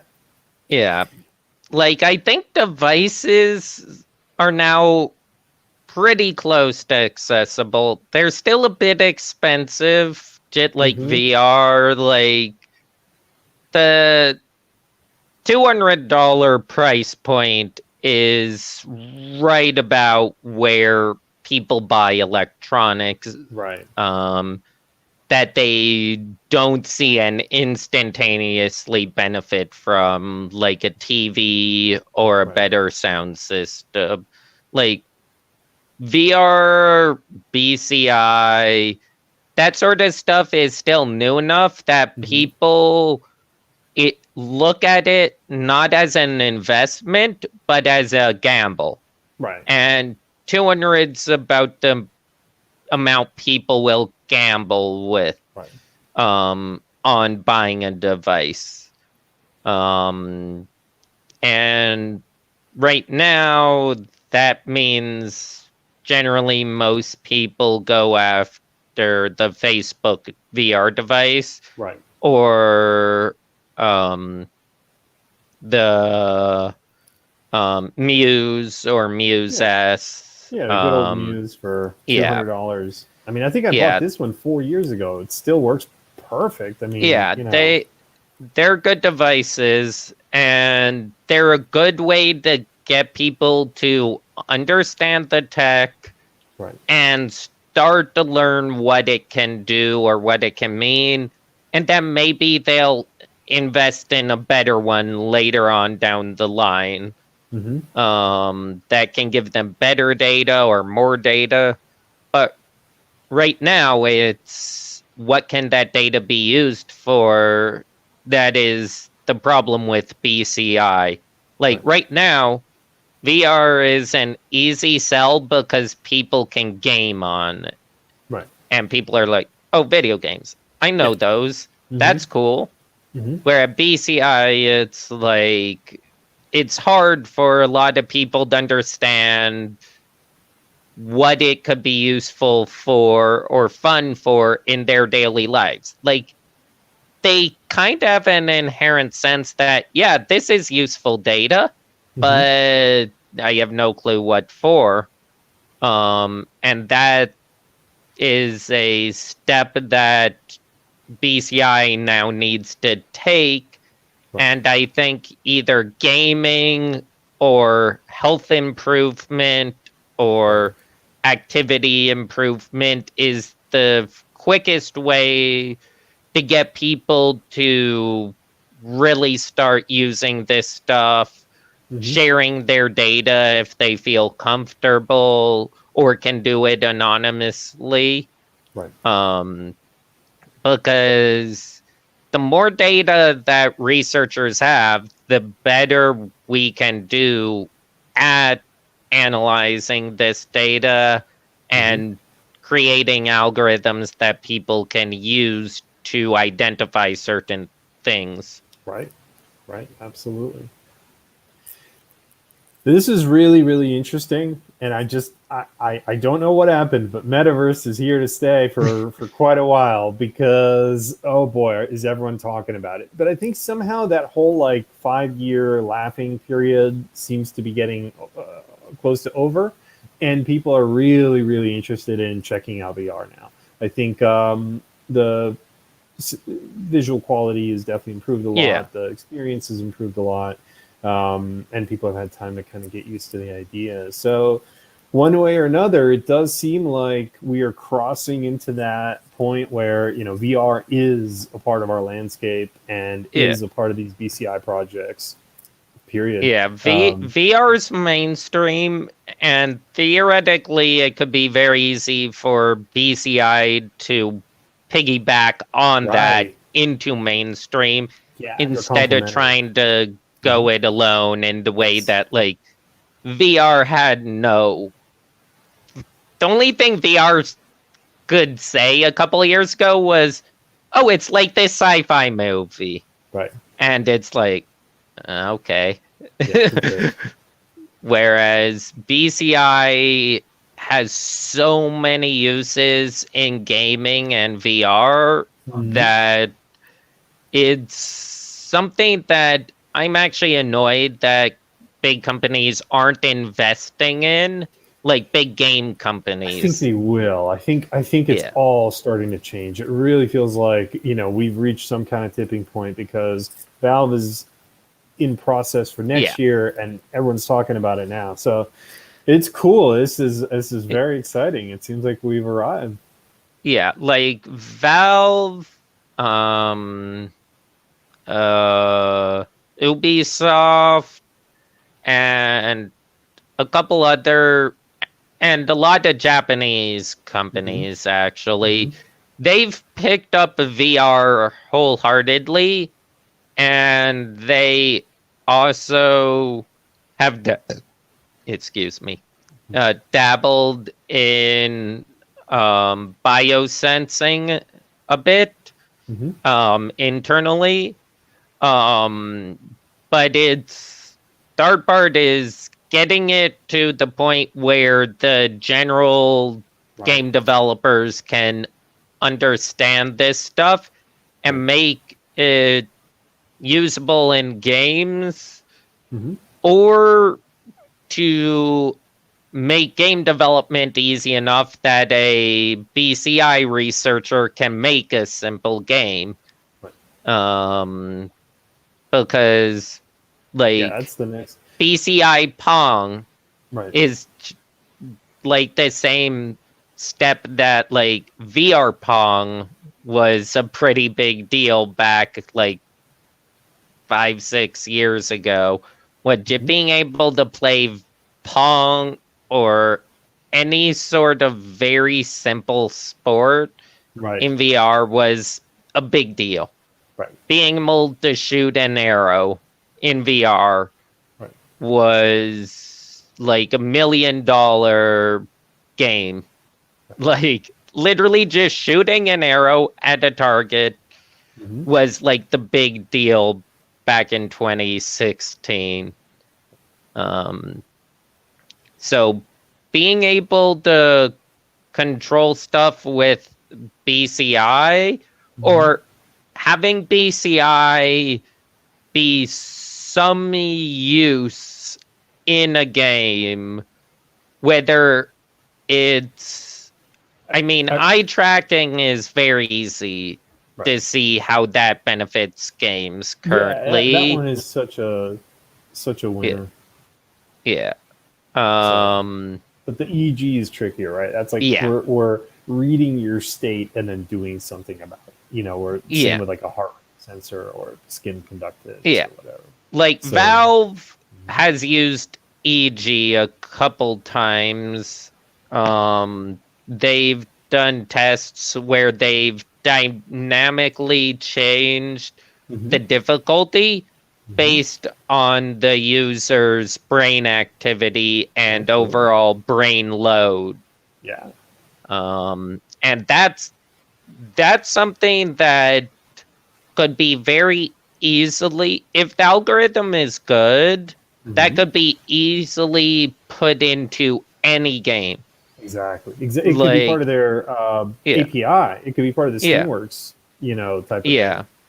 Like in Unity, luckily, a lot of things like brain flow work in Unity. If Right. you can get an algorithm in Unity that can change difficulty of opponents based on brain activity, Hmm. that would be very useful for people to implement. If Sure. and they just be like, oh yeah, if you have one of these 20 brain flow devices, Yeah. you can use this setting. It's like Hmm. Hmm. it just needs a menu option to connect to the BrainFlow API, say that it has connected, Right. and then maybe do a little training Hmm. so that it can understand your um, bounds in Right. Right. the It has to get EG your data. baseline in Yeah, some way. create Right. Yeah. baseline. Hmm. Um, and then you can use it in that game, or if it could save it as if it can save that brain state in Steam Right. and use it across any game that has this API call. Yeah. Exactly. Like maybe Yeah, all I really want to know is the player fine, stressed, or bored? Right. Like maybe yeah, that's literally all I need to know.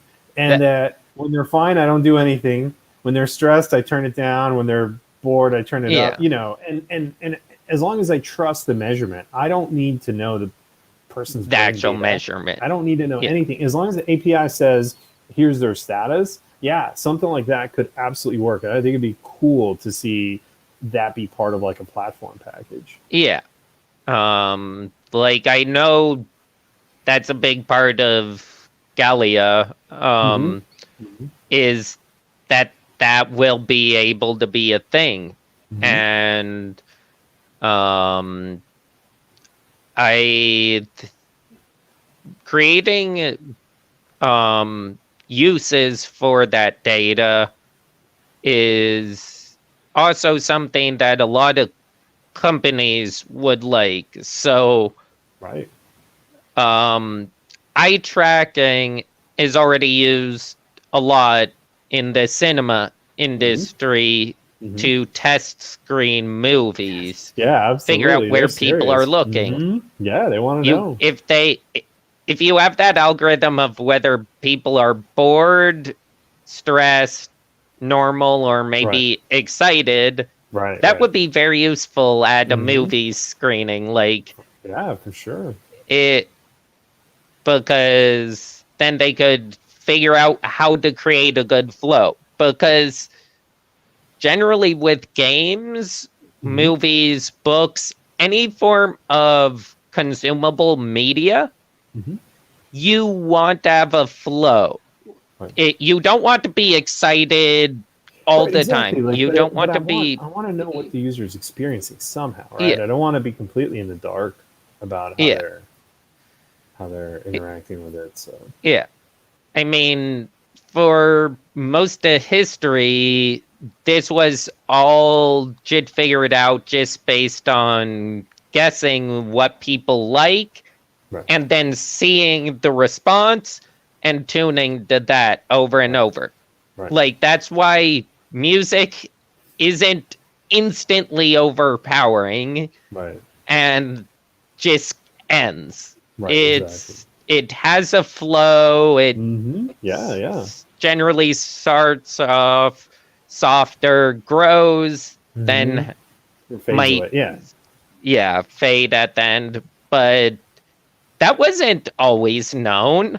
But now with BCI, any of those response can be scientifically Right. estimated more accurately, and depending on the situation could be tuned to the specific person, which is why a lot of people love video games, is because they can tune that game to the difficulty they want. Right. A movie or a song is usually just one thing. Yeah, it It's is what it is. Right. Yeah, it's not going to respond to it. Yeah. Cool. Well, Ryan, this was an awesome deep dive. I cannot wait to drop by in October sometime if things go well. Maybe it'll be November. But sometime this year, I would love to drop by and say hi. It would be good to head back into San Francisco. And yeah, I'd be very excited to do some of those demos. See if we can arrange once things are open later on. It'd be fun to do the spicy challenge at Noise Bridge I'll bring in the crown. I'll get on the Wi-Fi. I'll have the laptop. We can even stream people's data on something if you want. We could have it on like a display, assuming they're comfortable sharing it or whatever you want. But yeah, that'd be cool. So I think for the most part today that's fine. We're going to be moving to probably aiming for about 2 hours for these calls. So we're probably at a good spot for that. And I think in general, the East Coasters would get pretty worn out on that third hour previously. Yeah. So I think we had a great, I really appreciate the insight into the VR stuff, the metaverse discussions, and also like the safety implications. I really, really appreciate your input on that because it's just great to have someone knowledgeable about VR like yourself sharing their experiences, and you've actually helped lots of people with it as well. So you've seen how it goes. Yeah. I definitely want to actually come and do the spicy challenge pretty soon. Now that I'm back in the Bay and my early fall prospects of going up to Tahoe have been pretty much canceled. Hardly. Tahoe no longer an appealing place to be for the next few weeks. Yeah, I mean, wow. I wanted to go up for some of I got 4 days in Tahoe this summer, right? Which is sad. Right. But that's also a place I'd love to like go on a forest hike and see like what my brain response is, or I think biodata while like exploring could be very interesting. I'm happy I got a new optical heart rate sensor, and it's waterproof to 50 meters. Mm-hmm. So That's I'm great. going to have fun with that. We're gonna do some collection with you, Ryan. That's for sure. Yeah. We're trying to get the Emotivit working this week, so maybe we can just check back and see, because I'd like to include the skin conductance if we're going to have you come out. But if it Yeah. seems like it'll take a while, then maybe we can just do the EEG and go for there. It'd be fun to share Yeah, your. yeah. I was thinking skin conductance and the stuff while either gaming or watching something, because I know something I really want to check is Mhm. there's a rock climbing movie that most people's response, because of the fear, Right. is their hands get clammy. Mine got Yes. dry. Oh, there we go. So your skin conductance should have dropped. If Yeah, that worked, you I- should be able to measure that. yeah, and I want to see if my hands actually got dry, or if I just thought it did, or if Because my friends, if they actually got clammy or not. right, I get Um, clammy as soon as I get near like an edge or a height. I get very uncomfortable. yeah, So but I should be a good control for that too. yeah, but the thing is it's also a good, interesting thing to see for other rock climbers. Right. Like, it's kind of like that perception of excitement or fear changes if you're used to that experience. Right. What does So Alex for Honnold me, do? I was excited, and whereas I know a lot of people who get a lot of apprehension Right. before doing an activity, even if they're used to it. Like, whether that's public speaking, or there's a lot of different experiences people do where how they're feeling beforehand is something Mhm. they can tell you very directly, but and you can see their body response Right. probably as well. So like public speaking, any sport that has like apprehension before you do it. Yeah. I was Yeah, surprised when I was into club racing. When you're on the racetrack and they're about to go, like it's palpable. And like you wouldn't think, because it's not that big of a deal once you get going. But that moment before you start has a very intense yeah, build up to it. So yeah, we and got to measure that too. So I'm hoping that we get that in a week or two. But like I said, let's just chat about when's a good time, and but it would be great. I mean, it's been like 3 years, man. yeah, I Holy know it's been Moses! a I long know, right? time. 3 years ago you came out, so we'll do it again. It's been long enough. We won't let the pandemic stop us. So that's great. Yeah, So yeah, super excited about the opening of Noisebridge. This week was sort of like a general chat call, yeah, but I think we have some stuff that might be coming down the road. So yeah. who's a Also, I yeah. didn't see any questions from Mm-mm. people in the chat. Are Mm-mm. there um Yeah, before any we wrap people up, who, yeah, anything that have you might have been questions? holding on to or that you want to ask in chat about Yeah, VR, Noise yeah. Bridge, Or EEG, anything. we could invite other people up if their questions too are to chat in. Mm-hmm. Yeah, I think for the most part we can just wrap it here, unless any. It just seems like a quiet night, which is fine. I mean, it was great to talk. But yeah, I think for the most part we can adjourn here, and I hope to see you all next week. And I think next week potentially, we haven't confirmed it yet, but we could have another presentation scheduled. So Cool. might be cool. Ryan, it was great chatting with you. And yeah, let's do some VR. Mm. Itamar, can VR influence brain tumor glioblastoma? The one the therapeutic that people have seen out of VR is phantom limb. Yeah. There's using when people lose a limb, when it gets amputated, sometimes they have this sensation that it's still there. And it's very hard to get rid of that sensation because there's nothing there. So consciously they know they don't have an arm, but they feel like they still have an arm. And the weird thing is they experience that arm not in a relaxed state, but they feel like it's clenched really tight, like it's under tension, or like it actually hurts them. So not only do they feel a limb that isn't there, they feel it in pain, and they can't like address it.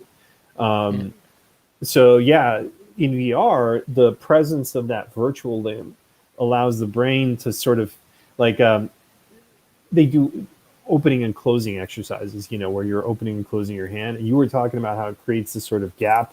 Well, they're using it on purpose therapeutically to get you to lock on to the avatar version of your body, not your actual version, so that you can experience this relief of, releasing your clenched hand or whatever the hell. Yeah. I'm sorry. It's also been used in some surgery where like surgeries where a person can't go under anesthesia. And oh wow, there's been a lot of experiences where, like, whether it's physical recovery or like real-time stuff, that being in VR can change your perception of pain. Because like if you see your avatar in pain, you can actually feel that at times. Like your brain perceives that something should hurt.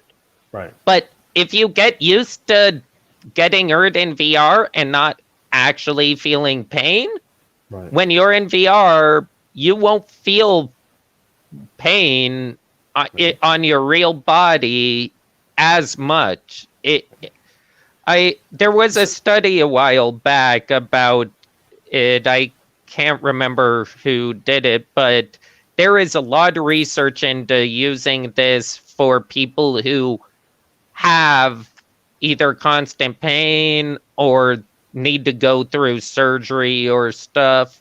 There's been talks about doing it in kids when they're like getting a shot or all sorts of things. Absolutely. Like or if you need to have blood drawn, that's something that a lot of people get squeamish for.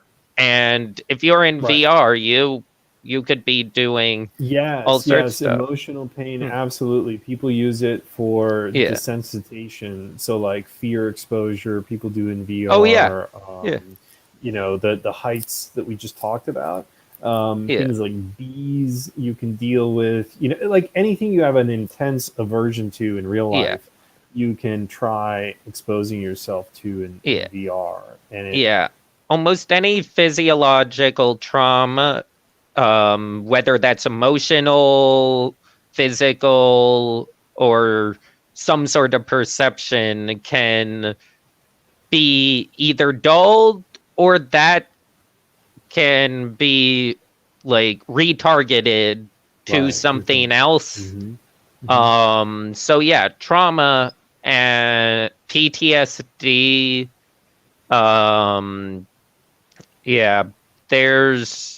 There have been a lot of people who've looked into using it for PTSD for veterans and stuff. Like, I know a lot of veterans who want to design video games where they actually do stuff that caused them trauma, so that they can get over it. Like, I've helped teach a few game dev classes where we had a few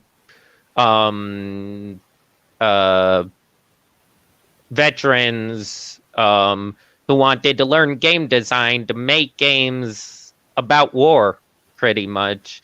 Or they wanted to know what games they could play that could get them through this form of trauma, whether it's guns or dying or blood or something that Yeah, they yeah. Anything that you would yeah get exposed to that would bother you, you can sort of yeah slowly, reduce. So yeah, those uses of VR are really good. In terms of brain tumors, those are actual mass with blood flow and stuff. So I don't think it would do anything for that. But like signaling changes, perception changes, things like that, yeah, yeah definitely you can do. yeah. I think So with brain tumors, I wouldn't be surprised if in the future something like targeted right. electrostim Or could, targeted ultrasound, I think they've looked yeah, at for. ultrasound, Mhm. um, different forms of stimulation Right. could help with that. But I do think that surgery is pretty much the only way with a lot of brain Right. tumors. Um, but um, Yeah. yeah, those are really good questions because, yeah, using VR to help people Yes. is one of the things that a lot of people want to do, but is still kind of hard Hmm. because there's not much money in it yet. Because the VR money is weird. It like people are very apprehensive about investing in VR, Hmm. but they also really want to do something in VR. Um, it's like look if you look at game dev research and what people want to do, Hmm. lots of people want to make games that actually help people, but they generally don't because there isn't much money in it, or um they they have to do the entire thing themselves. But there's a lot of medical research Hmm. institutions that want games that can help people recover, Yes. Yes. but they're like, oh, we can hire one game dev.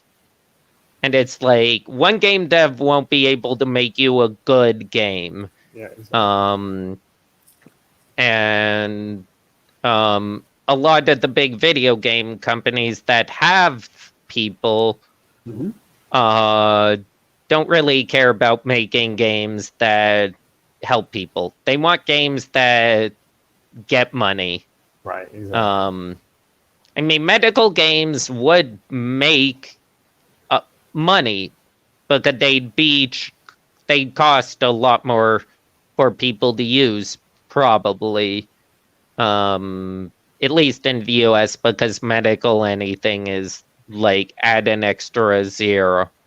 Hmm. Um, but yeah, I do think trauma research is something that there's going to be a lot more in the future with regards to virtual reality. Hmm. Like, I know it was one of the first things I saw being talked about at um, VR conferences was different companies asking about how this can be used in a beneficial manner. Hmm. Um, but the hardware wasn't there at the time. It was like that was back before even the Vive Hmm. was fully released. Um, but now with like the Quest 2, that would be a really good device for doing things like this if Hmm. you can get someone to create a game Right. or experience. Like there are some horror games that people have for years to use to try to get over certain traumas. Right. Right. Um, and VR horror games are pretty scary. Like that, the problem with VR is you're just as likely to cause trauma as fix it because of the amount of perception you have in VR.